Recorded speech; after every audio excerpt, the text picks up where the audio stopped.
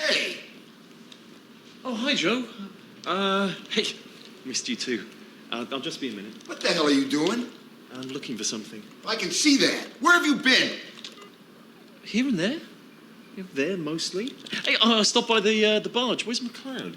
Indiscretions was a great amount of fun. It was the last thing that was ever shot. We shot sort of out of order, and Adrian, we had said our goodbyes, and he was off to his life. So, McLeod? He's in London. Claudia Jardine's playing the Albert Hall. I'm looking for Morgan Walker, Joe. The Chronicles are not your personal Rolodex. You find another way to hunt him. I don't want to hunt him. Oh, no, you want to send him flowers. There was a real difference on this set because Adrian was quite a presence, and he was the star of the show. And not to have, that sort of... There was always a certain amount of focus that went his way, no matter what story we were telling or what we were shooting. He was always on everyone's mind, and so him not being there just really did change kind of the tone of things on the set. A little more, we got a little more anarchic, I think. There was a very surreal quality to, really to the whole second half of that. It was season 6. The show was ending. Everyone knew this was the final episode. Adrian wasn't part of it. He'd finished shooting a couple of weeks before. It was Jim and I in Paris shooting what became a road movie. Will you turn the car around? You give me one good reason. Because we're going the wrong way. I beg to differ. The bullets are back that way. The road movie aspect to it is just fantastic. Once we get in that car and we're on the road, it was just, we had so much fun. So, does she know? Huh? Amy. Does she know that you're her father? It seems like she figured it out. We were zipping around in traffic. I had a big replica gun, but man, it looked real. And Peter didn't have a driver's license, and we're driving around in Paris. And if we had been pulled over, it would have been a pretty bizarre situation. If you don't want to confide in me, Joe, that's fine. Don't let the fact that I've saved your life influence you in any way. Pete and I had a great time. We had established over the years of doing the show, I think, a tremendous rapport our characters had. We had dinner and a nice bottle of wine. Anyway, she got pregnant. I feel like there's a bond between us. There was great mutual respect and love, but they also kind of got at each other and nagged, and they were kind of edgy and bitchy with each other. But there was a great strength and solidity to that relationship. Yeah. Who'd ever have thought I'd end up with a watcher as my best friend?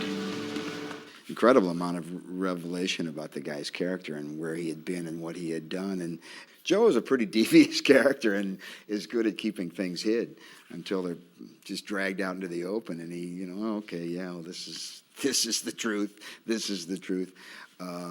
So it was fun to find out, to find those things to drag out into the open and put in the light of the day and see what they look like. Do you know, we actually make a really good team.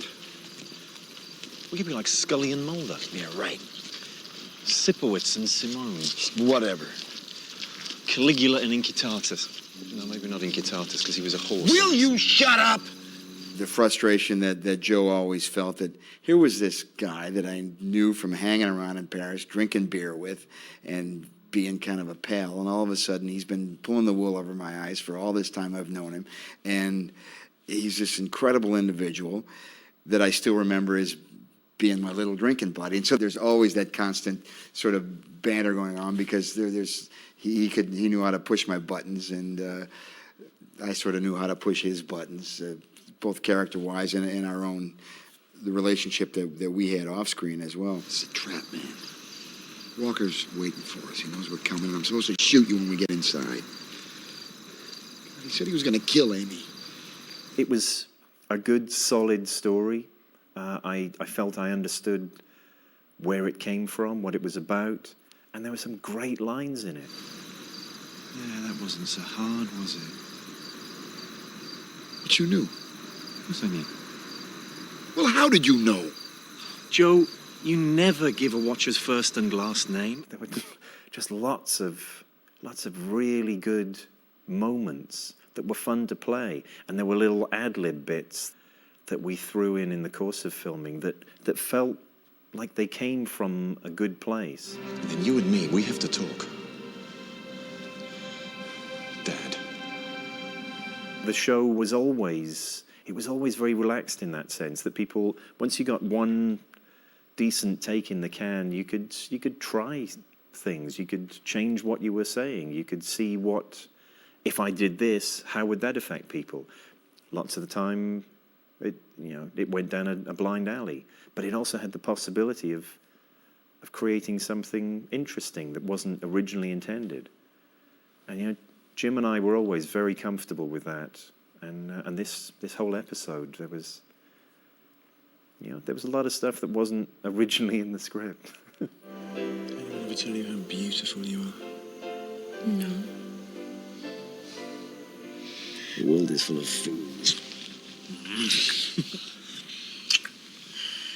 I can't say that I consciously thought differently about it. I mean, you get the shooting schedule, you see what days you're working and what scenes you're playing, and then you prepare those scenes. I didn't feel any great pressure that Jim and I were carrying the show.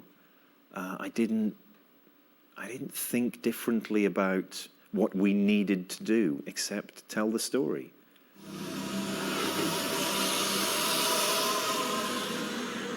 We're having company. Walker's back. I played the stuff the same way I would have if this had been a backstory and if Duncan had been off killing some immortal somewhere else. But it was a nice way to end, in a sense. Get yourself dressed, he'll be here any minute. I never felt I was playing second fiddle to Duncan MacLeod. Don't leave me. To get a chance to really go for it, as we did in the Indiscretions episode, was a challenge. Amy.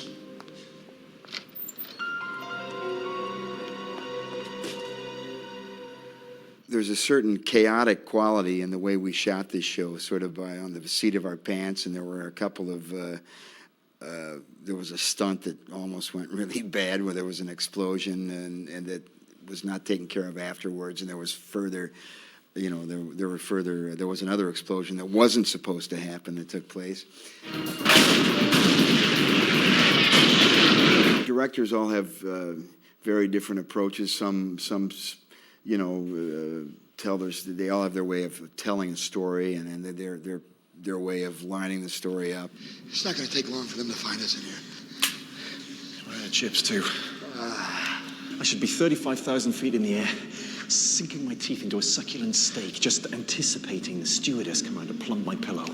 Listen, I appreciate this, man. We may have been kind of arguing over, the way we're shooting the scene or taking all this time to set up this one shot when it's really what we think, we want to tell our story and get our coverage, and to tell our story when time's being wasted elsewhere, or we feel that it is. But at the same time, all that said, I think there's a certain chaotic quality that really gives the show an edge that it needs.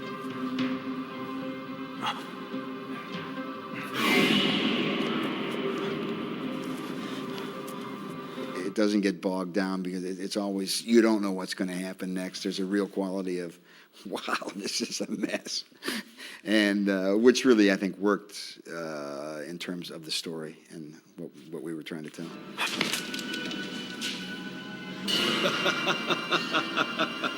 You're out of bullets.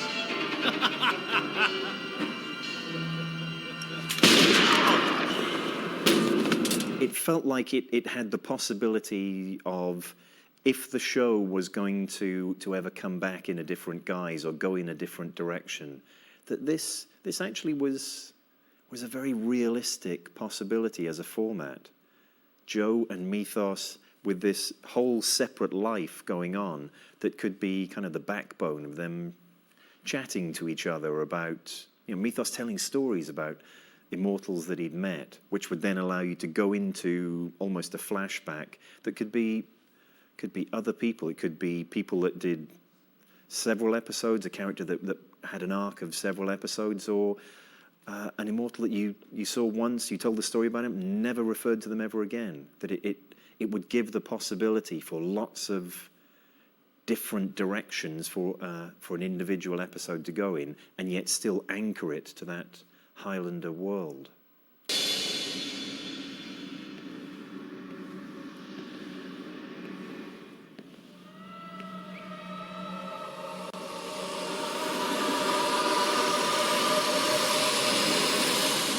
The pressure was off. You know, we knew we were all going to be going home in another week, and there's a certain celebratory mood about that, and we celebrated in the script and the fun that we were having, and the few little ad-libbing we were doing here and there, joshing each other and pushing each other's buttons. At the same time, you know, we knew whether we were coming to the end of something, so I think we went for it on all the levels that we could go for it on. I'm right here. Joe. You were supposed to shoot him.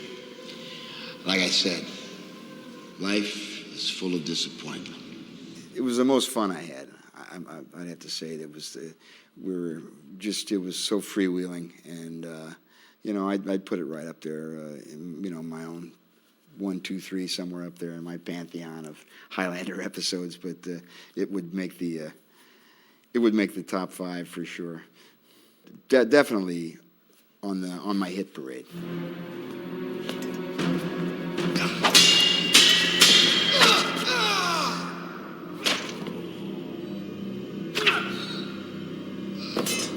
Indiscretions was a lovely episode for lots of reasons, but for me, one of the real anchoring, defining moments was at the end of the episode. Mythos has the line, just because I don't like to fight doesn't mean that I can't.